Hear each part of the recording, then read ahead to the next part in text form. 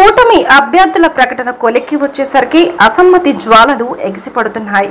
టీడీపీతో పాటు జనసేనలో ప్రకంపనలు రేపుతున్నాయి. ఈ రెండు పార్టీలతో పోల్చితే బీజేపీలో మాత్రం ప్రశాంత వాతావరణం ఉంది. బీజేపీలో కీలకమైన నేతలు సోమవీర్రాజు, జీవీఎల్, విష్ణువర్ధన్ రెడ్డి లాంటి నేతలకు టికెట్లు దక్కకపోయినా వారి నుంచి ఆ స్థాయిలో అసమ్మతి స్వరం వినిపించడం లేదు. కానీ జనసేనలో మాత్రం పరిస్థితి కొంచెం ప్రమాదకరంగా ఉంది. అటు వైసీపీ సైతం జనసేనలోని అసంతృప్త నాయకులను పార్టీలోకి రప్పించే ఏర్పాట్లు చేస్తుంది. పవన్ కళ్యాణ్ ఆత్మస్థైర్యాన్ని దెబ్బతీయాలని చూస్తోంది. కానీ పవన్ లైట్ తీసుకుంటున్నారు. తనను అభిమానించే జన సైనికులు తన వెంటే ఉంటాడని భావిస్తున్నారు. జనసేన ఆవిర్భావం నుంచి పనిచేస్తున్న చాలా మంది నాయకులకు ఈసారి టికెట్లు దక్కలేదు.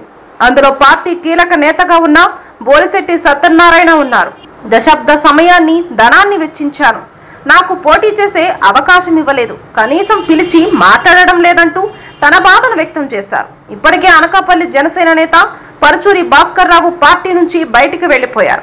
బోలిశెట్టి సత్యనారాయణ పరిస్థితి ఏంటన్నది తెలియడం లేదు. తాజాగా ఓ కీలక నేత జనసేన నుంచి బయటికి వెళ్లిపోనున్నట్లు తెలుస్తుంది.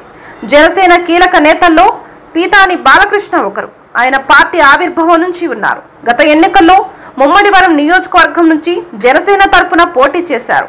ఈ ఎన్నికల్లో కూడా ముమ్మడివరం టికెట్ బాలకృష్ణకేనని పవన్ హామీ ఇచ్చారు. దీంతో ఆయన నియోజకవర్గ వ్యాప్తంగా ప్రచారం మొదలుపెట్టారు. అయితే అక్కడ టీడీపీ అభ్యర్థిగా దాట్ల బుచ్చిబాబు పేరును ప్రకటించారు. దీంతో బాలకృష్ణ తీవ్ర నిరాశకు గురయ్యారు. ఎమ్మెల్యేతో పాటు మంత్రి పదవి ఇస్తారని పవన్ ఆశ చూపారని, ఇప్పుడు ఎమ్మెల్యే టికెట్ కూడా ఇవ్వలేదని ఆవేదన వ్యక్తం చేశారు. ఆయన అసంతృప్తి స్వరాన్ని గుర్తించిన వైసీపీ అలర్ట్ అయింది.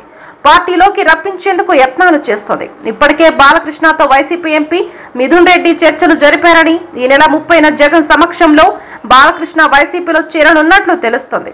మొత్తానికైతే జనసేనలో అసంతృప్త నేతలను వైసీపీలో చేర్పించేందుకు గట్టి ప్రయత్నాలు జరుగుతున్నాయి. మరి పవన్ వాటిని అధిగమిస్తాడా, లైట్ తీసుకుంటాడా అన్నది చూడాలి.